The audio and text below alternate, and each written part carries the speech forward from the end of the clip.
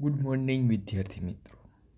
આજે આપણે ભણશું chapter number 7 ભણતા હતા. સ્વાધ્યાય 7.1 પૂરું કર્યું. હવે આપણે નવી મેથડ વિશે કંઈક ભણવાના છીએ, બરોબર છે? શું છે નવી મેથડ, એના વિશે હવે આપણે સ્ટડી કરવાનું છે, બરોબર? કોઈ એક રેખા માનો કે આપણને આપી દીધી છે. કોઈ એક રેખા છે જેનું નામ આપી દો AB. આ રેખાને કોઈ બિંદુ છે એ વિભાજન કરતું હોય. માનો કે આ રેખા છે એને એક P બિંદુ છે એ અહીંથી આ રેખાને અડધો ભાગ કરે છે. અડધો તો નહીં પણ ભાગ કરે છે એમ કહી શકું. તો આ બિંદુ કયા ગુણોત્તરમાં વિભાજન કરે છે? એટલે કે હું એમ કહું કે આ AB છે એની બરોબર મધ્યમાં ભાગ કરતું હોય તો આ બંને અંતર કેવા હોય? સરખા હોય. માનો કે આ 1 હોય તો આ અંતર પણ કેવું હોય? 1. તો 1:1 ગુણોત્તર કરે છે અથવા ભાગ કરે છે. માનો કે હું એમ કહું અહીંયા કોઈ બિંદુ છે, બરોબર? તો એનો મતલબ શું થયો? 2 છે આ અંતર, તો કે 4 છે. તો કેવું છે? આને હું બિંદુ A કહી દઉં, બરોબર? અને આને હું બિંદુ B કહી દઉં, બરોબર? તો આ 2 છે અને આ 4 છે, બરોબર છે? તો એનો મતલબ શું થયો? આના કરતાં આ બમણું છે. આ PA અને PB, P થી A સુધીનું અંતર અને P થી B સુધીનું અંતર શું છે? P થી A સુધીનું અંતર 2 છે, તો એનાથી ડબલ અંતર P થી B સુધીનું છે 4. તો એનો મતલબ શું થાય છે? 2 ઉડાડી નાખો, 2 ઉડી ગયા તો 1:2. તો 1:2 ભાગ કરે. ટૂંકમાં PA અંતર જેટલું હોય એનાથી બમણું અંતર PBનું હોય, એવી રીતે ભાગ કરે. તો આ બિંદુ કઈ જગ્યાએ હોય કે 1:1 ભાગ કરે, 1:2 ભાગ કરે, જે આપણે જાણી શકીએ. તો પહેલા આવા બિંદુઓને કેવા બિંદુઓ કહેવાય, શું કહેવાય, એના વિશે આપણે ભણવાનું છે, બરોબર? તો આપણે આગળ ભણવાનું સ્ટાર્ટ કરીએ કે આ વસ્તુ શું કહેવા માંગે છે કમ્પ્લીટલી આપણને, બરોબર? તો હવે આપણે ભણીએ કે જો જે આપણે બિંદુ શોધવાનું છે એ બિંદુ P, જો બિંદુ P એ રેખાખંડ ABની વચ્ચે હોય અથવા તો મધ્યમાં હોય તો તે બિંદુ અંતઃવિભાજન કરે છે તેમ કહેવાય. અંતઃવિભાજન એટલે શું? અંતઃ એટલે અંદર, એટલે શું? અંદર. વિભાજન એટલે શું? તો કે ભાગ કરે, બરાબર? અંદરની બાજુ ભાગ કરે એને અંતઃવિભાજન કહેવાય. જો બિંદુ P એ રેખા AB પર હોય પરંતુ A અને B ની વચ્ચે ન હોય, વચ્ચે હોય, બરોબર? તો બિંદુ P એ તેનું અંતઃવિભાજન કરે છે તેમ કહેવાય. કેવી રીતે એનું ગોતવામાં આવે આ અંતર? તો પહેલા P A થી P સુધીનું અંતર ગોતી લેવાનું. વિભાજન એટલે ભાગ કરે છે. કેટલું ભાગ કરે છે? પછી P થી B સુધીનું અંતર. આ રીતે આપણે દર્શાવી શકીએ છીએ, A થી P અને P થી B. એટલે તમે આટલું અંતર શોધી લ્યો A થી P સુધીનું, અને આપણે x1 y1 કહીએ, અને આપણે xy કહી દે, અને આપણે એને x2 y2 કહીએ. તો આટલું અંતર શોધી લ્યો. માનો કે જસ્ટ વાત કરું, સૂત્ર છે આનું, પણ x1 - x2 + y1 - y2 ના છેદમાં x - x2 2 y - y2 બરોબર? આ બંનેનું ભાજન લઈ લ્યો, આપણે આ બંને વચ્ચેનું વિભાજન મળી ગયું છે આપણને, બરોબર? બિંદુ આપણને ખબર હોય ત્યારે વિભાજન, કદાચ હું એમ કહી દઉં આ 2 3 છે, એવી રીતે સમથિંગ, બરોબર છે?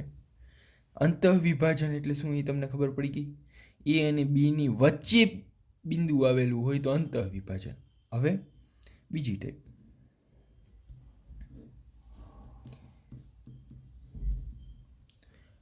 બહારની બાજુ છે. અહીંયા પી બિંદુ કેવું છે? બહારની બાજુ. તો કે જો બિંદુ પી એ રેખાખંડ એબીની બહારની બાજુએ આવેલું અને રેખાખંડ એબીનું વિભાજન કરતું હોય, બરોબર?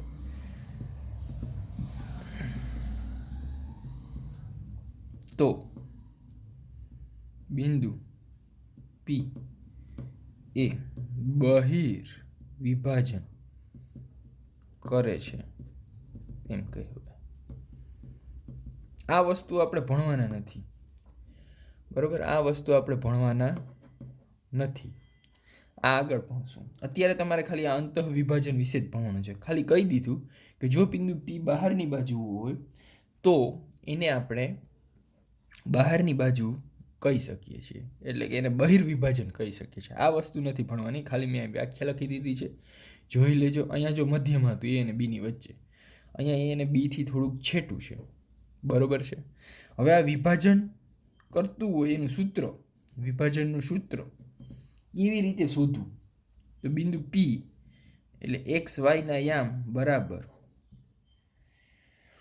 આવું સૂત્ર છે, m1x1 વત્તા m2x1 m1x2 વત્તા m2x1 ના છેદમાં m1 પ્લસ m2 પછી m1y2 m2 y1 ના છેદમાં m1 પ્લસ m2, બરોબર? તો આ સૂત્ર આપણે વિભાજનનું સૂત્ર કહેશું. એમાં m1 અને m2 શું છે એ વિશે તમને પહેલાં સમજાવું કે n1 શું છે અને m2 શું છે. તો હું એમ કહું કે આ બિંદુ છે જે અહીંયા માનો કે ભાગ કરે છે, આ એ બી છે. તો પી થી એ અંતર એટલે કે m1 અને પી થી બી સુધીનું અંતર એટલે કે m2 તા કયા ભાગમાં વિભાજન કરે છે આપણે શોધવાનું હશે. m1 અને m2, m1 અને m2 ની જગ્યાએ તમે m અને n પણ લઈ શકો, ગમે મન થઈ લઈ શકો, બરોબર?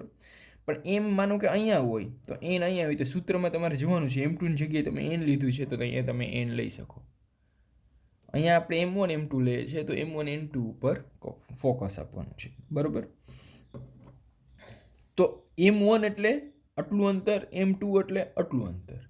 તો તમને ખબર પડી છે કે ભાઈ m1 અને m2 શું છે? તો કે બી જ્યારે કોઈ રેખાખંડ એ બી હોય અને વચ્ચે કોઈ બિંદુ આવી જાય, જેમ કે પી બિંદુ આવ્યું છે, તો એ રેખાખંડના બે ભાગ થઈ ગયા. તો પહેલા ભાગને આપણે m1 કીધું, બીજા ભાગને આપણે m2 કીધું. તો આટલી વસ્તુ ખબર પડી ગઈ. તો હવે આ સૂત્રનો ઉપયોગ કરી અને આપણે ઘણા બધા દાખલા કરવાના છે. પછી અલગ અલગ ઘણી પ્રકારના સૂત્ર છે, બધા લખતા જઈએ આપણે, બરોબર? એ બધા સૂત્ર પહેલાં તમારે ફેરબુક પર લખવાના રહેશે. સૂત્ર લખાઈ ગયા પછી જ તમારે આગળ ભણવાનું રહેશે. માનો કે બિંદુ આ પી છે,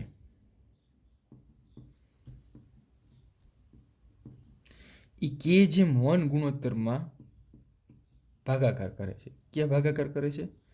k/1 માં, બરોબર? k/1 એટલે m1 બરાબર શું થયું? k થયું. આ k/1 એટલે m1/m2, બરોબર? તો હું તમને કહું m1 બરાબર શું થયું તમારે? k. m2 બરાબર શું થયું? તો કે 1. તો આપણું સૂત્ર શું હતું? p of ab બરાબર m1 x2 m2 x1 ના છેદમાં m1 plus n1 m1 y2 plus m2 y1 ના છેદમાં m1 પ્લસ m2, બરોબર? આ આપણું સૂત્ર હતું કમ્પ્લીટલી. હવે m1 એટલે શું છે? k. kx2 m2 એટલે 1 છે, ગુણાકારની અંદર 1 ક્યારેય લખતા નથી, x1 ના છેદમાં m1 પ્લસ m1 એટલે કે યાદ રાખવાનું, તો અહીંયા કે લખવું પડશે આપણે, પ્લસ m2 એટલે 1, m1 એટલે કે, m2 એટલે 1, 1 આપણે ક્યારેય લખતા નથી, m1 એટલે કે, m2 એટલે 1. આ સૂત્ર બની ગયું. જ્યારે કોઈ તમને એમ કહી દીધું હોય કે આ 3:1 કે 4:1 વિભાજન કરે છે, કે એની વેલ્યુ ગમે એ હોઈ શકે, 1 2 3 4 5 6 ગમે, બરોબર, તો તમે અહીંયા તમે એ વસ્તુ મૂકી શકો છો અને ડાયરેક્ટ તમને આન્સર મળી શકે છે, બરોબર છે. પછી આ વસ્તુ દાખલાની અંદર આવશે ને ત્યારે તમને ખબર પડશે કે આ શું છે, બરોબર. મધ્ય બિંદુ કોઈ પણ મધ્ય બિંદુમાં હોય, મધ્ય બિંદુ એટલે માનો કે કોઈ રેખાખંડ છે એ બી, એ બરોબર મધ્યમાં હોય. અહીં મધ્યમાં હોય એટલે શું હોય, પી થી એ સુધીનું અંતર એટલે કે આ m1 અને પી થી બી સુધીનું અંતર એ બંને કેવું હોય, સરખું હોય, એટલે કે m1 બરાબર m2 હોય. ત્યારે શું થાય, માનો કે હું એમ કહું m1 નું અંતર 5 છે, તો m2 નું અંતર કેટલું હશે, 5. હવે તમને ખબર છે વિભાજન અંતઃ વિભાજન એટલે શું, PA ના છેદમાં PB, બરોબર. તો PA કેટલું છે 5, PB કેટલું છે 5, 5 5 ઉડી ગયા, કેટલા વધ્યા 1/1. કોઈ પણ રકમ લઈ લ્યો તમને એનો ભાગાકાર 1/1 જ આવશે, કારણ કે અંતર કેવા છે, સરખા સરખા હશે એટલે સરખું સરખું આપણે ઉડી જાય, જેમ એટલે છેદ ઉડી જાય, વધે શું તો કે 1/1. તો જ્યારે મધ્ય બિંદુ હોય ત્યારે 1/1 જ ભાગાકાર કરતો. હવે 1/1 એટલે શું થયું, m1 નું અંતર 1 થઈ ગયું, m2 નું અંતર 1 થઈ ગયું. હવે m1 m2 ની જગ્યાએ તમારે x લખવાના, 1 લખવાના છે. તો જો મધ્ય બિંદુ હોય ત્યારે P of FB બરાબર ક્યારે, તો કે મધ્ય બિંદુ હોય ત્યારે. તમને કહી જ દીધું છે કે આ મધ્ય બિંદુ છે, તો આ જ સૂત્ર યુઝ કરવાનું. m1 એટલે 1 લખવાનું નહીં, x2, m2 એટલે 1 લખવાનું નહીં, ખાલી x1 ના છેદમાં, છેદમાં શું થઈ જશે 1 + 1. એ જ રીતે અહીંયા y2 + y1 છેદમાં શું થઈ જશે 1 + 1, બરોબર. હવે હું અહીં લખું x2 + x1 ના છેદમાં 2, y2 + y1 ના છેદમાં 2. મળી ગયા તમને બિંદુ નહીં, આમ ડાયરેક્ટ બિંદુ મળી ગયું કે આ એ બી આ બિંદુ હોય તેની વચ્ચે આ જગ્યાએ બિંદુ મૂકો તો એના 1/1 વિભાજન પડે, બરોબર. આટલી વસ્તુ ખબર પડી ગઈ. કોઈ ત્રિકોણનું તમને મધ્ય કેન્દ્ર શોધવાનું કે,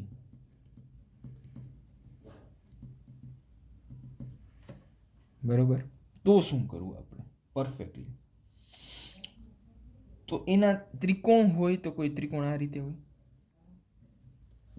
એના યામને આપણે x1 y1 કહેશું, બી ના યામને આપણે x2 y2 કહેશું, સી ના યામને આપણે x3 y3 કહેશું.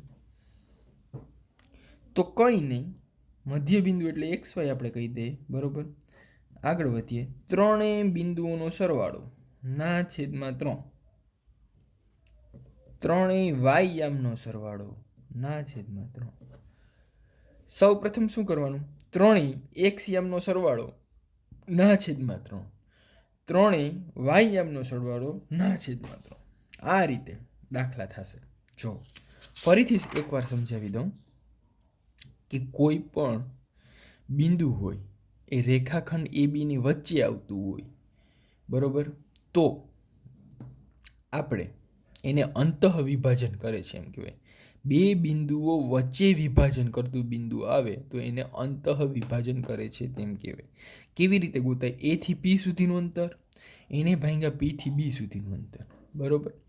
ત્યારબાદ જો કોઈ બિંદુ એવું આવે કે જે રેખાના ખંડના આપણા જે બિંદુ છે એનાથી દૂરના ભાગમાં હોય, એટલે કે દેખાય છે P ભાગમાં હોય, તો આવા બિંદુને બહિર્વિભાજન કહે છે તેમ કહેવાય, એટલે કે બહારના ભાગમાં હોય તેવું બિંદુ કહી શકાય.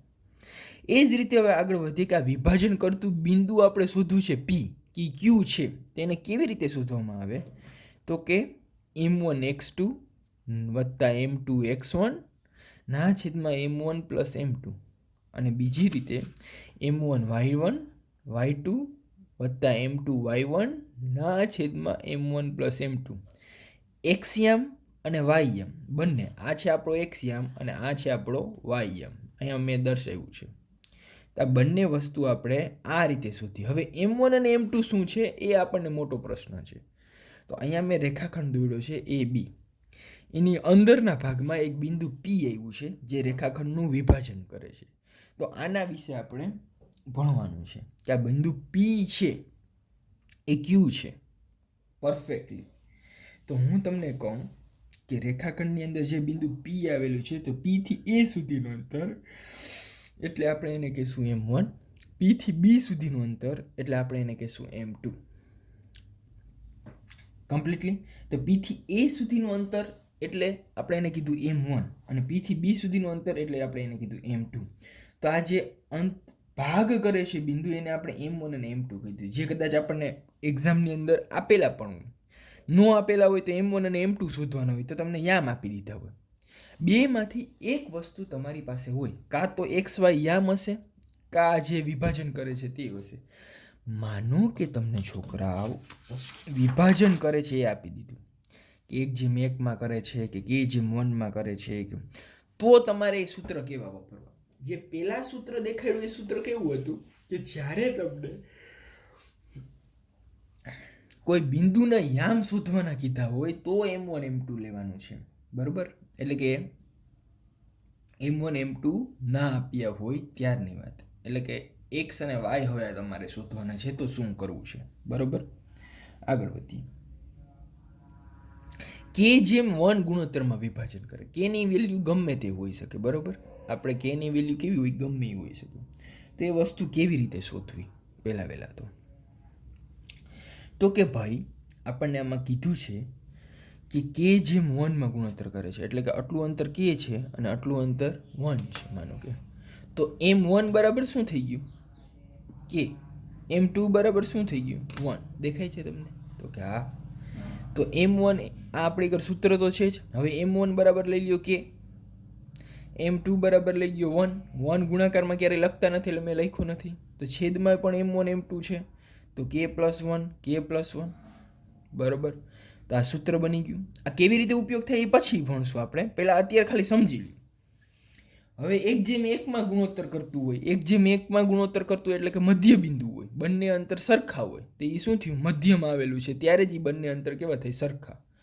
તો M1 અને M2 બંને આપેલા છે. M1 બરાબર 1, M2 બરાબર 1. તો એ કરો.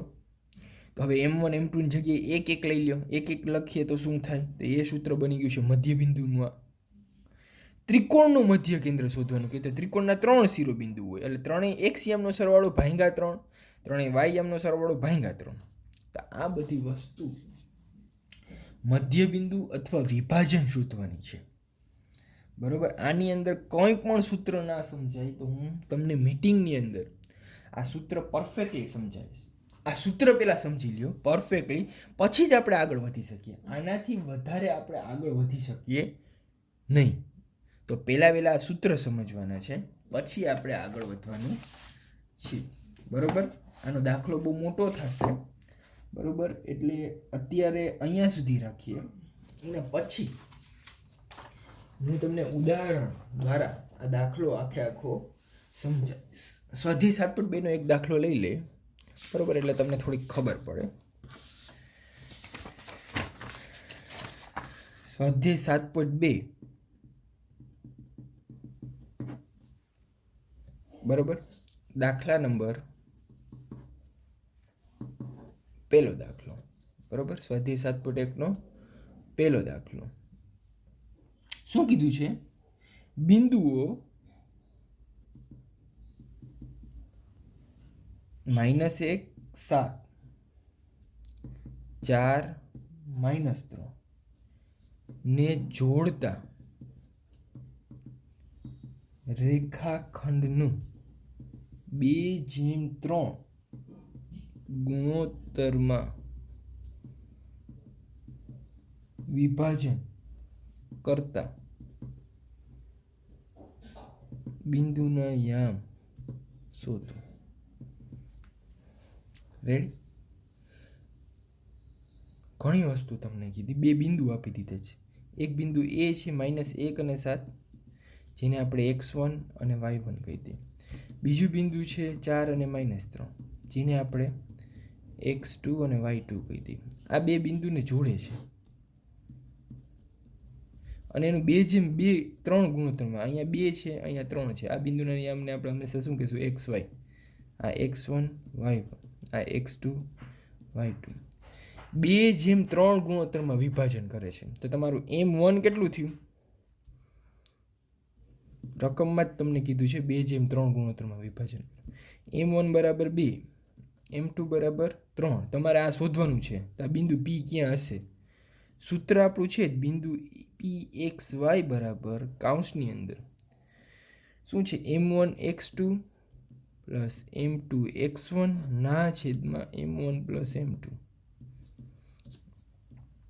હવે y આમનો m1 m2 સાથે સરવાળો ના છેદમાં m1 પ્લસ m2. બરાબર. હવે લખો m1 કેટલું છે? તો કે 2.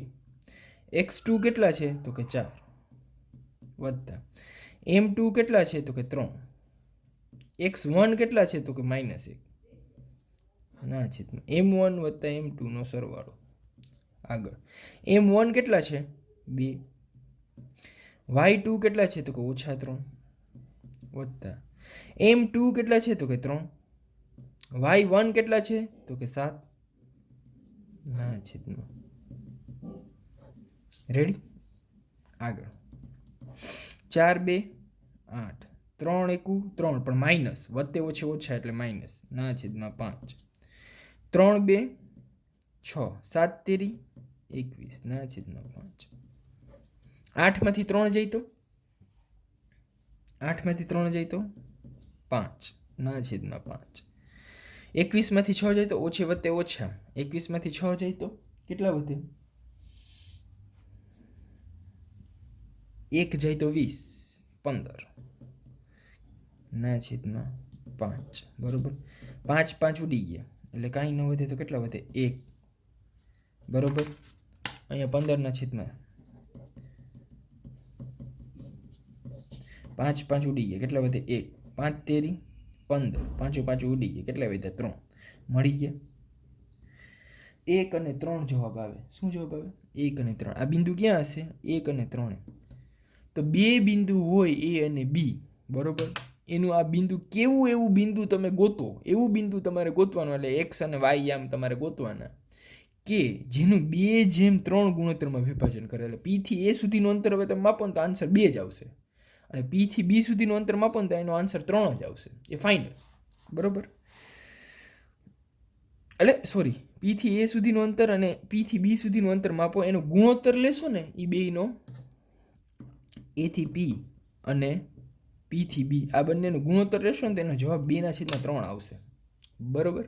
એ વસ્તુ હું કહું છું. આ ગુણોત્તરનો જવાબ કેટલો આવશે? 2/3 આવશે. બરોબર છે. તો હવે તમારી આગળ m1 મળી ગયું, m2 મળી ગયું. સૂત્ર તમને ખબર છે. એમાં m1 m2 એની કિંમત મૂકી દો. x1 x2 તમારી પાસે છે જ ઓલરેડી, તો એની કિંમત મૂકી દો એટલે તમને ડાયરેક્ટ xy નહીં આમ મળી. આ વસ્તુ ના સમજાતી હોય તો મીટિંગ જોઈન કરજો. એની અંદર હું તમને પાછી આ વસ્તુ સમજાવીશ. બરોબર. તો આ રીતના સેલા દાખલા છે એકદમ. બરોબર. તમને આવડી જ જશે. અહીંયા સુધી રાખીએ. સોમવારે આપણે પાછા મળશું. બરોબર. આજે તમારું રિઝલ્ટ છે એટલે તમારી મીટિંગ ક્લોઝ રહેશે. બરોબર. ઓકે, ચાલો મળીએ. બાય.